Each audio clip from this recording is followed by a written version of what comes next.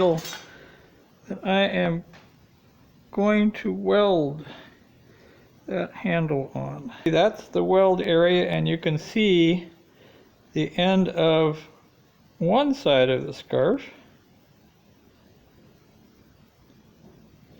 That's the other side of the scarf. So I do have some scarf scarring. Hi, Dan Tokar here at the Willow Forge in Shepherdstown, West Virginia. And today on a Blacksmith's Dictionary, I'm going to show you another forge weld, a cleft scarf, or a dragon's mouth scarf, or an Ouroboros scarf, wherein you can take two rods and weld them into one length without having to do a drop the tongs weld, where you can actually have them stay in alignment, because this rod was welded from two rods like this. Also, one of the other applications for the cleft weld is to forge weld a handle onto the bowl of a ladle or skimmer. So this is the skimmer or ladle that I am going to weld that handle on.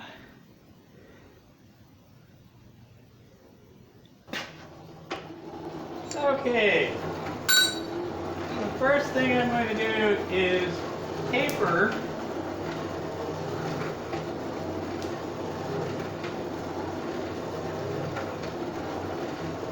with kind of a thick taper on the one bar.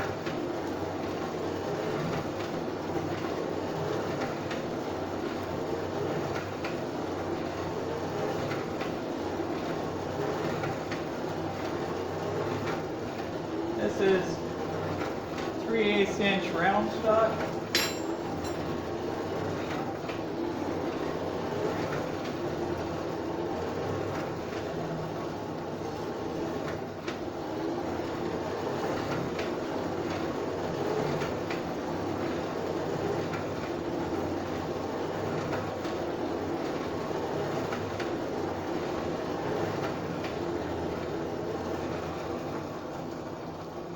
Okay.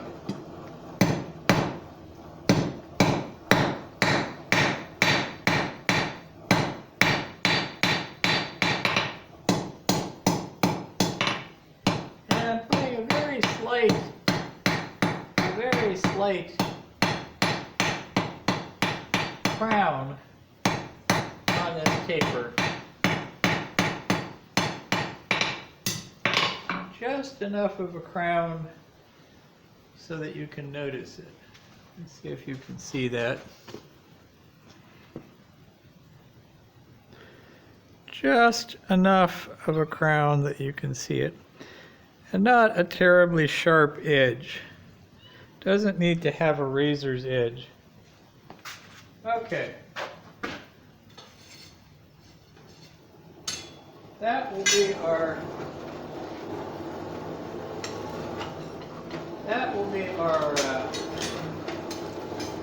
center of the cleft weld, or the stem for the cleft weld.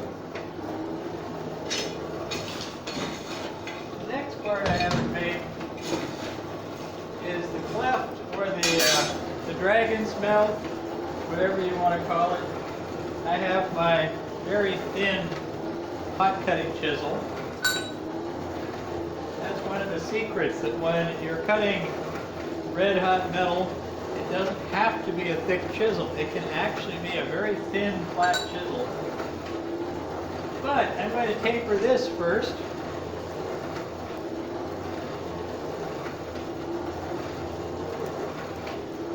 Just because I can.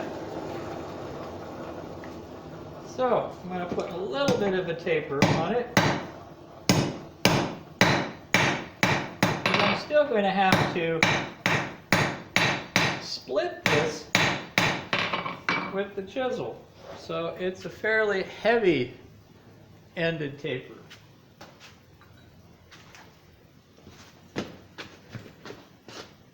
I've got my very thin hot cutting chisel.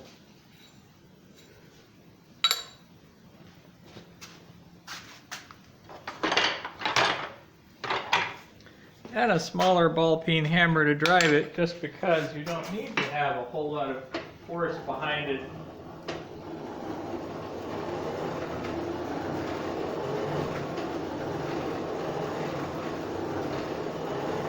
You do need a fairly long cleft to be able to hold something that's fairly heavy. A short cleft will not be as stable as a long cleft. There's nothing that says you have to cut the whole thing all at once. So I will cut just an inch or so of it to start with, because it's going to cool off pretty quick.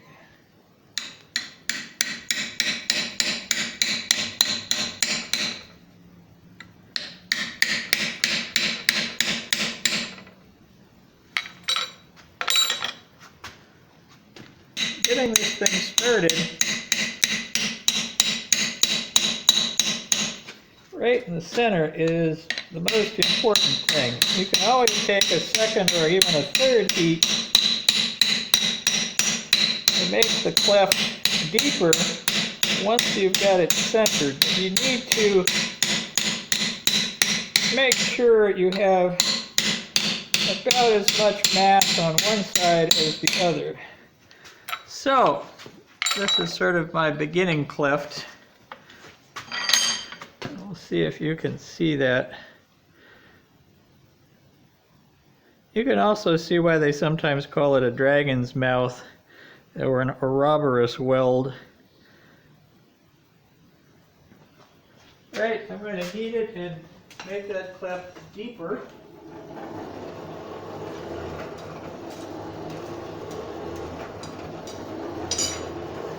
I'd say a rule of thumb is you want the cleft to be maybe 2 to 3 times. The depth should be 2 to 3 times the diameter or the thickness of the rod. So on something like 3/8, you probably need about an inch on that cleft.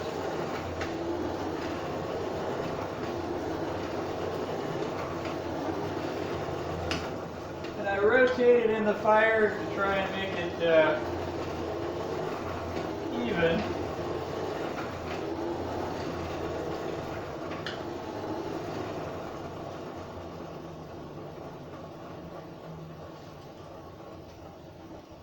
Okay, so here's the second heat on the rod. And I kept rotating it in the fire to try and keep it even and not burn off the one side or the other. And I tend to go side to side when I'm making a deep split like this, just so that I can keep it centered easier.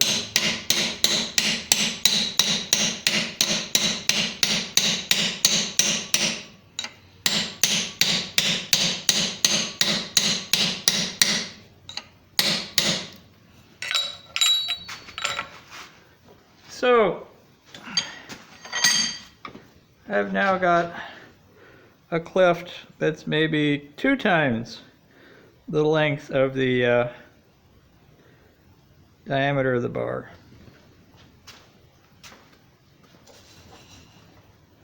And I'm going to heat it up again.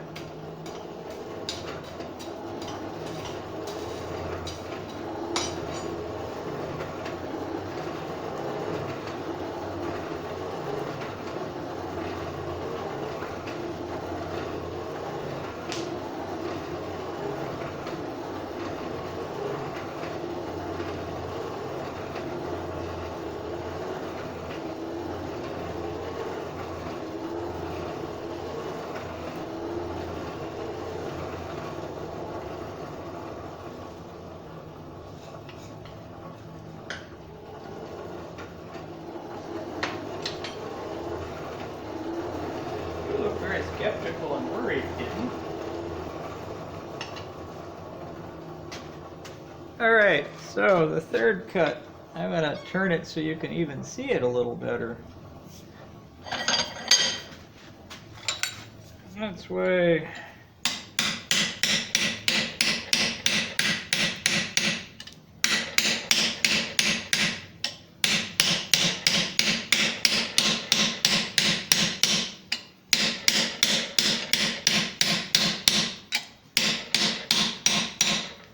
Okay, so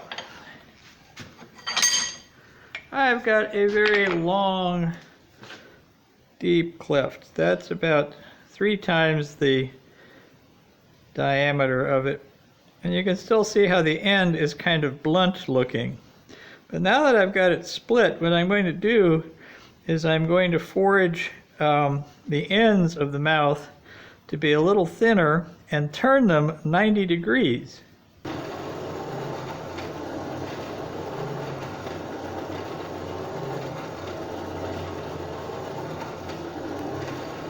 This heats up very quickly if those things are very thin.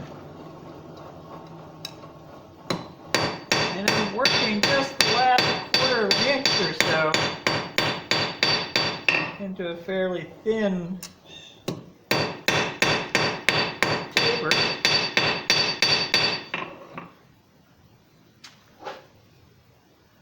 Okay. Then I'm going to put a 90-degree bend on the end of each of those clefts. This gives it a little tooth.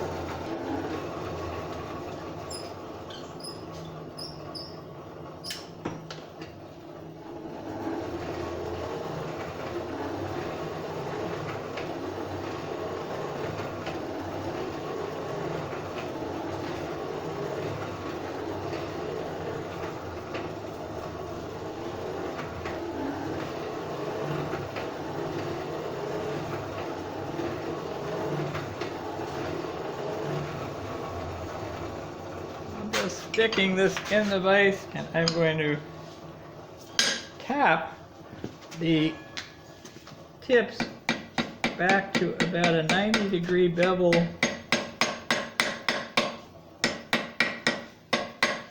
right on the ends. So you see, it looks like he has little teeth. And I'll even close it up a little bit.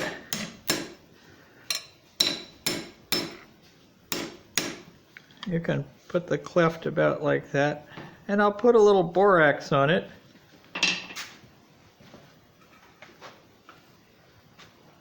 I'll put a little borax in it just because I can.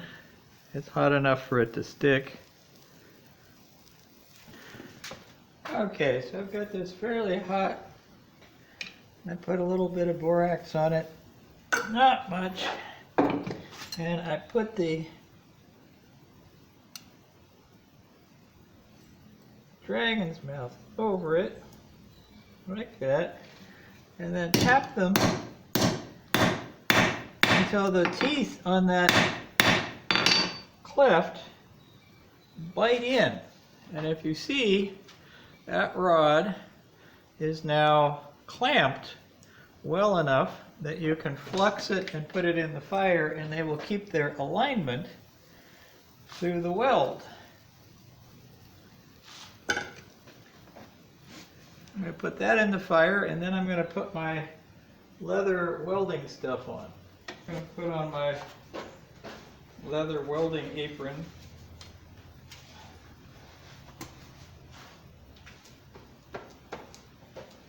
And I am now going to bring this up in the welding heat.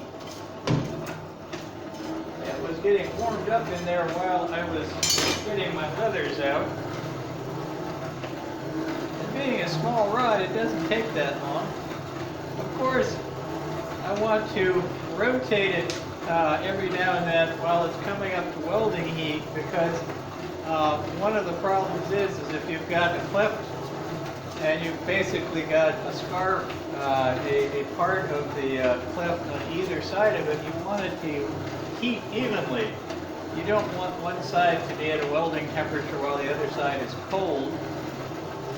you could probably burn a thin edge on one side without having the other one hot enough if you come up the temperature too high. So every now and then, I'm going to give it a 180-degree turn, just so both sides get an even amount of heat. That cleft will hold it together and keep it aligned within reason. You cannot have a huge, heavy weight on the other side because at welding temperature, the jaws of the cleft are really not that strong. It'll support it for a few seconds while you get it out and start the weld, but you can't expect it to have a 4-foot long piece on the other side supported by that little 1-inch long cleft. So I'm beginning to see a little change in the color of the fire. I'm going to turn it again. And if I've done all this right, I'll get a nice weld. And sure, maybe I'll take an insurance weld, but the whole point is that doing a drop the tongs weld on really short pieces is sometimes difficult. You have alignment and molding problems. So like if you wanted to weld a basket for a poker together and then weld it onto the shaft, this is a way of holding that all together without having a lot of alignment problems.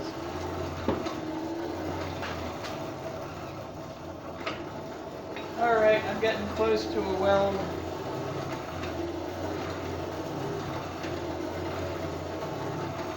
I'm going to slow down the heating in just a minute here so that the heat is even and all the way through without burning anything up. It's a nice hot fire. Right, getting ready. Right, pull that out.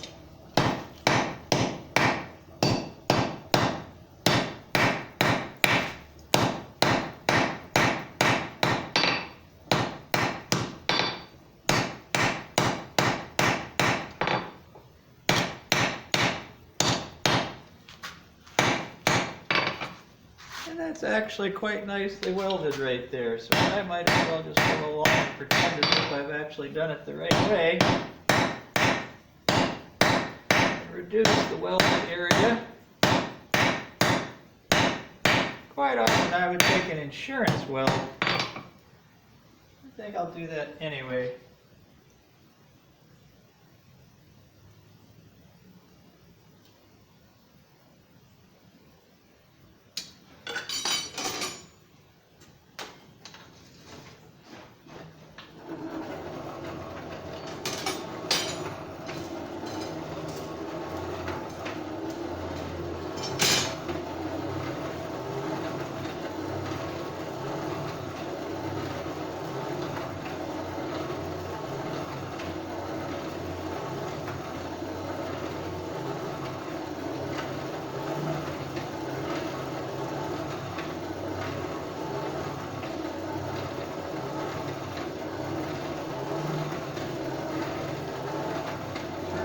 Every now and then.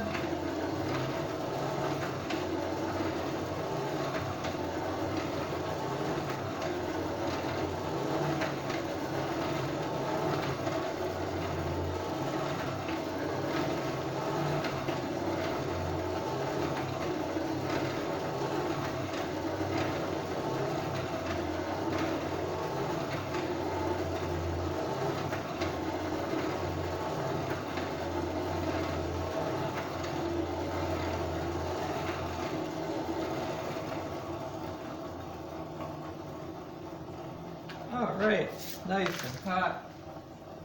Here we go again.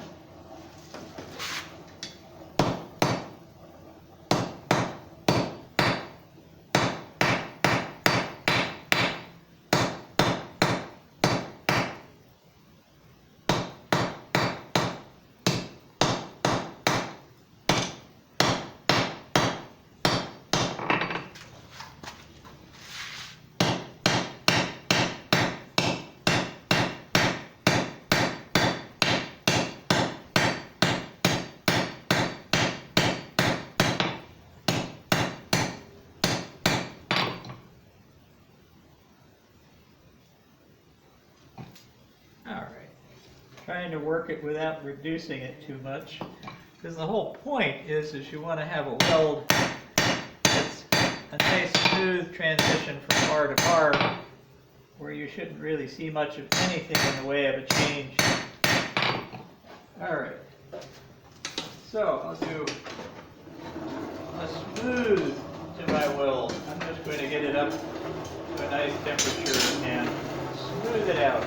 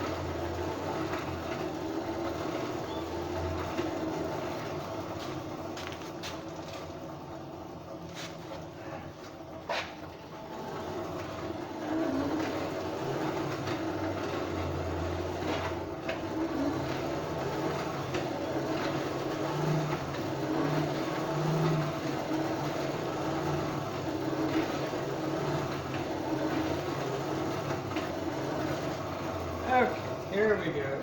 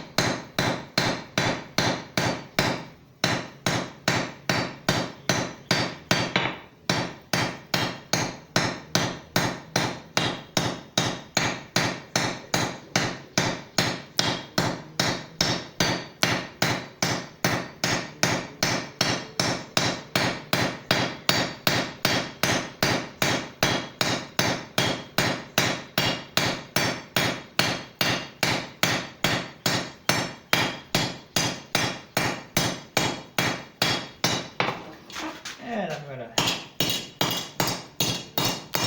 make it nice and even and straight.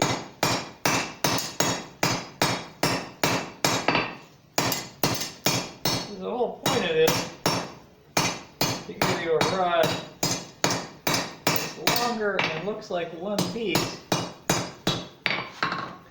So I end up having a weld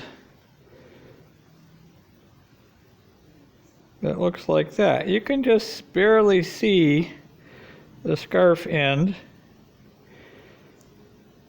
but I pretty well blended it together.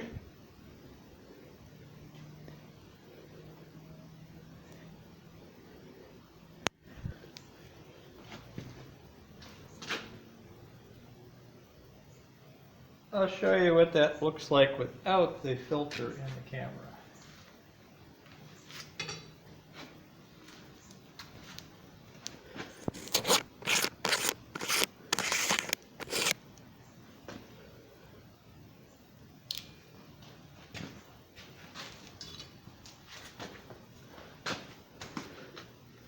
Without the filter on the camera,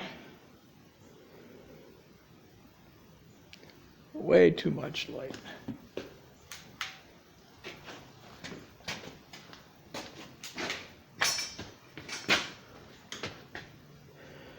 Without the filter on the camera, you can see that's the weld area, and you can see the end of one side of the scarf. That's the other side of the scarf. So I do have some scarf scarring.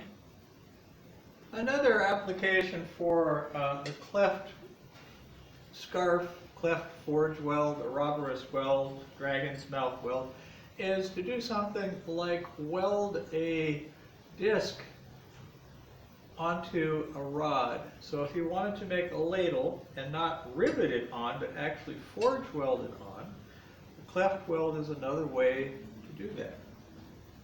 So the first thing I'm going to do for this version of the cleft weld is take this disc, which is, I got the measurements right, it's a 4.5 inch by 1/8 inch disc of light plate, heavy sheet metal, whatever you want to call that. And just because of the way it was cut out, it has a little tab. So that's a great place to put a little bit of a scarf taper on the disc. So that's my first operation. Do a little fire management here. Put some coal to coat that on the side.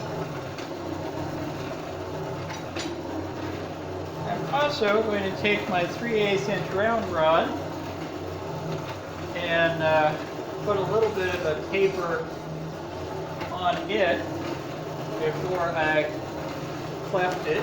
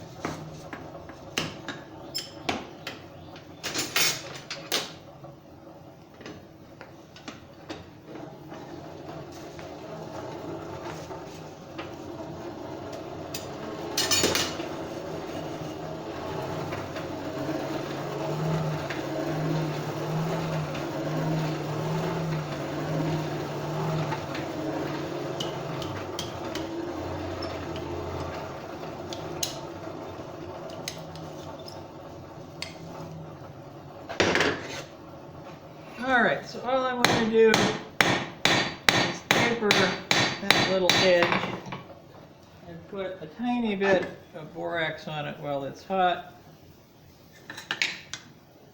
Big sheet, you don't want it to burn up. Okay? I'll put this off to the side while I straighten out the rod a little bit. And make a little bit of a taper. I still need it to be thick enough so that I can easily split it with my hot cut chisel. Put that back in the fire. Move the camera. Okay, so I'm going to get this hot.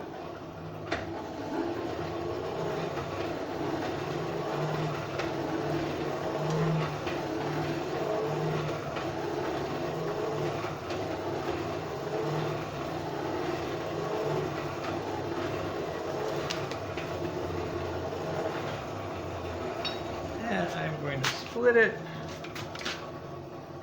without stepping on the kitten, which is on the floor. I have a new shop cat that doesn't have enough sense to know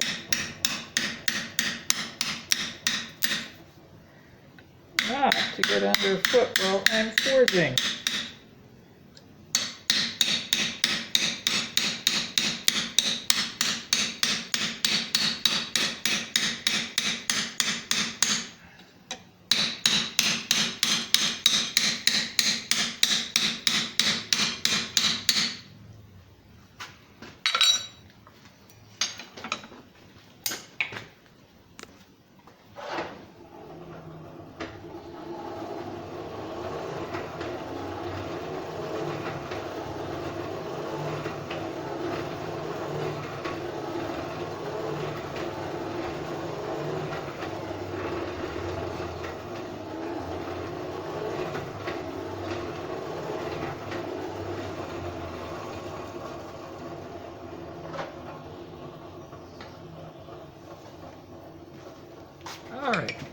am going to split this little rod with my hot cutting chisel. It's important to make sure you get it centered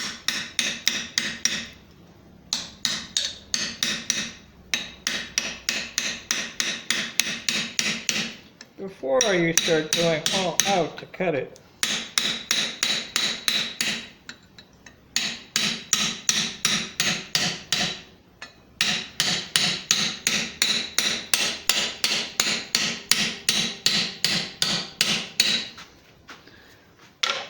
Alright, so that's not bad as a first cut.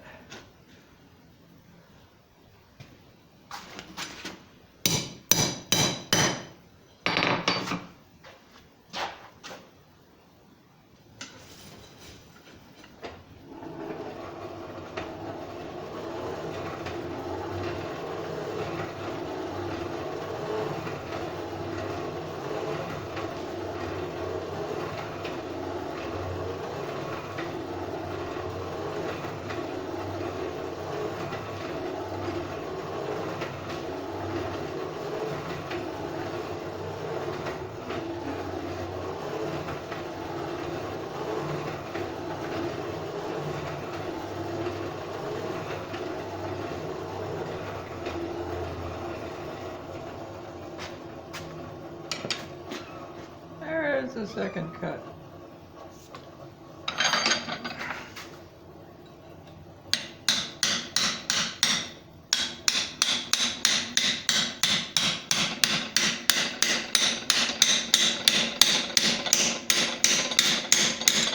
Yeah. You can end up spacing things around all over the place if you get that rod bending.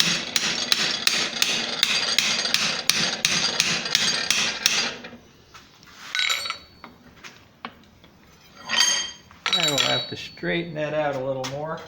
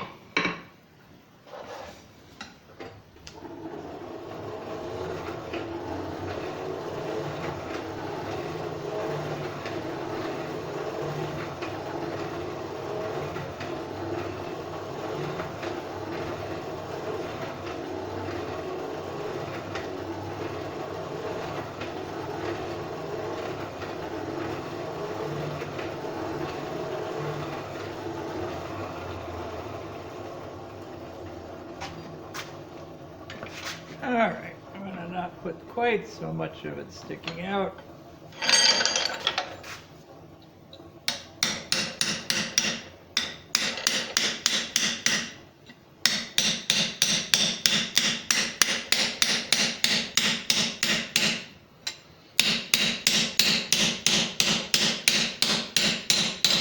Okay, so I got a nice long cleft.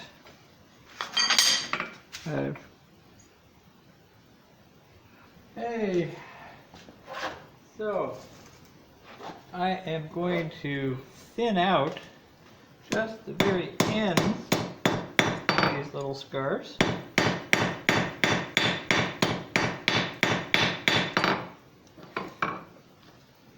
And put a little borax on there while it's still nice and hot. I have my piece of plate. I'm going to put it all the way back there in the cleft and try and get it aligned reasonably straight.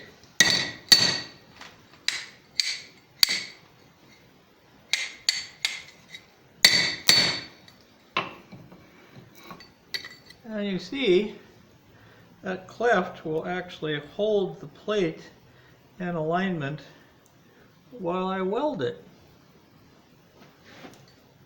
A little bit more there.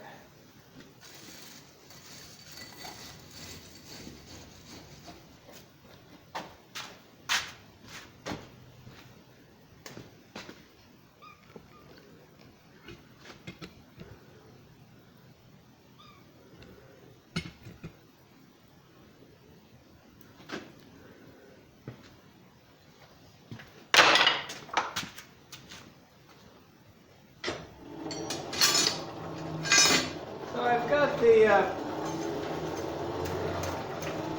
plate, the bowl part,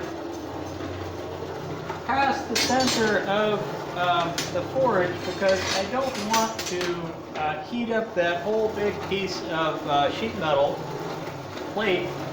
I just want to heat up the half or quarter of it that's where the scarf and the rod are. So the rod and the scarf are about in the center of the fire, and a lot of the rest of the bowl is in the cooler part of the fire. It'll still be hot, but it won't be anywhere near welding heat by the time we get the other part.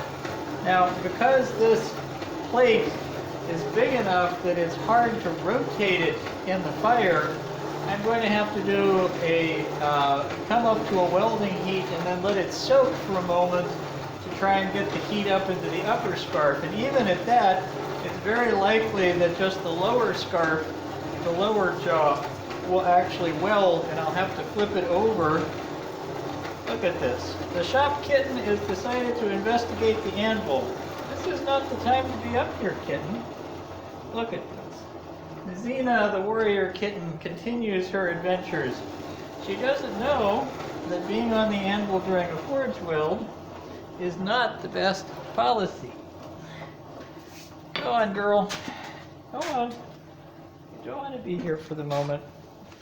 She doesn't know that it's dangerous. She doesn't know about forge welding yet. I am also going to have to put my leather apron on.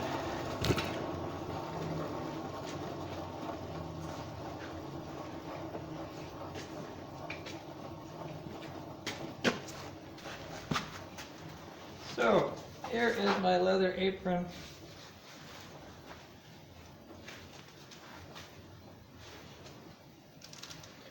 I might have to exclude the kitten from the shop for a little while because she's determined to get into things here.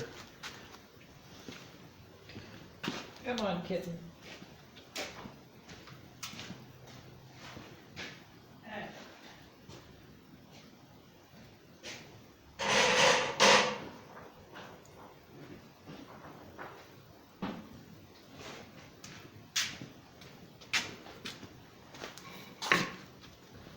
Alright, back to forge welding.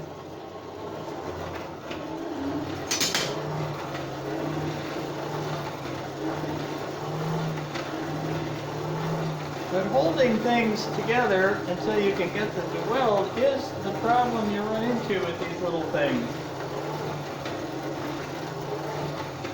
Doing a drop the tongs weld to a thin piece of plate would be a real trick. Whereas this is relatively manageable. Alright, that's beginning to look really nice and hot in there. Check for the kitten. Good.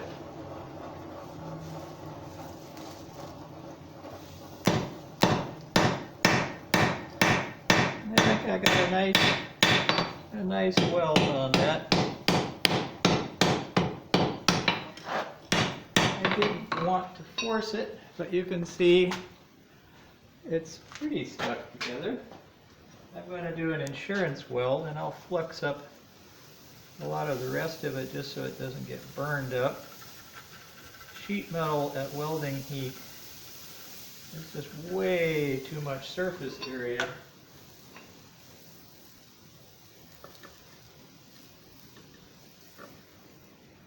Alright, back in fire, and again, I want it to be far enough back that only part of the plate is coming up to welding temperature because there's so much surface area in that plate, it just gets hot way too fast compared to the body, the stem.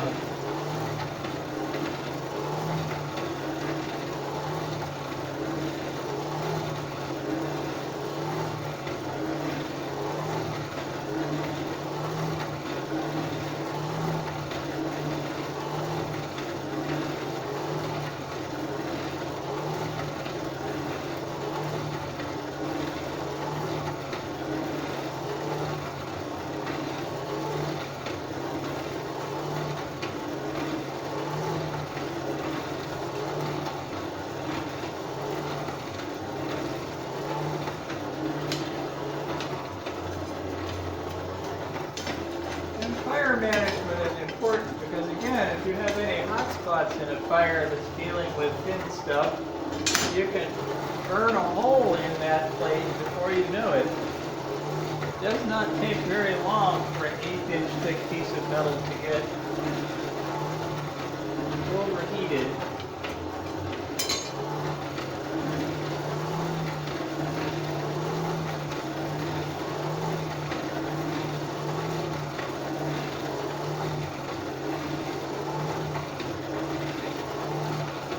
Now, I don't want the joint to disappear entirely. I just want to consolidate it enough so that it's a good weld, but you should still see that there's a thickened place where the handle attaches to the bowl. Oh, and the kitten has gotten brave again and come back. She wants to see what's cooking in here, just as this starts to come up to a welding heat. Kitten? Yes, kitten. Okay, here. All right, kitten. Come on, kitten. See, kitten is determined to help me. All right. So that little pause was actually pretty good. Uh-oh. Come on, kitten. Come on. Come on. Here, come over here. Play with me.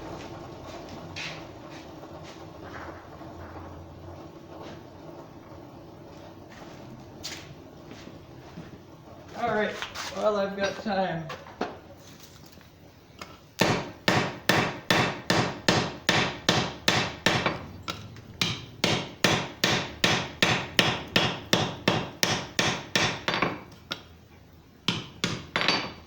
All right, and now I'll use my nice big wire brush.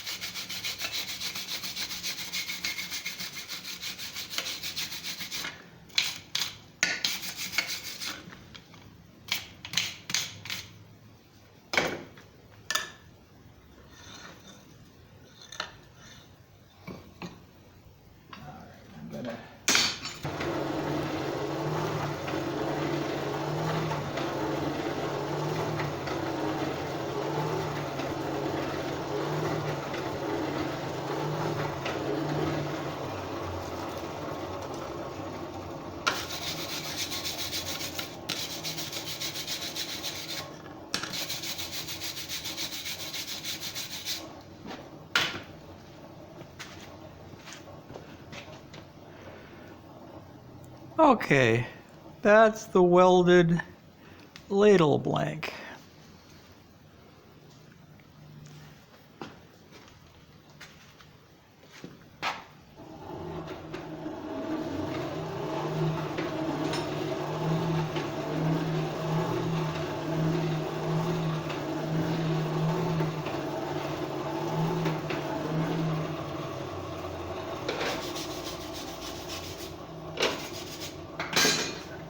Hot forging the ladle mold.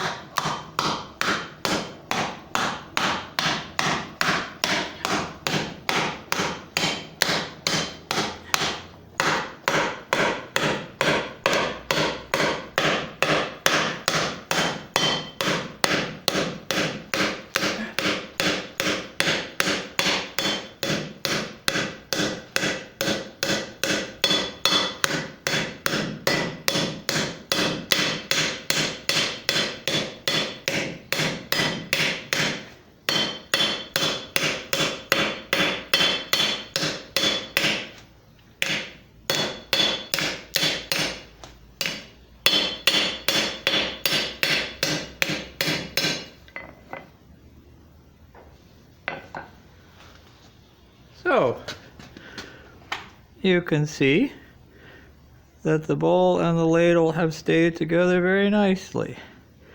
That is a welded handle on a little ladle.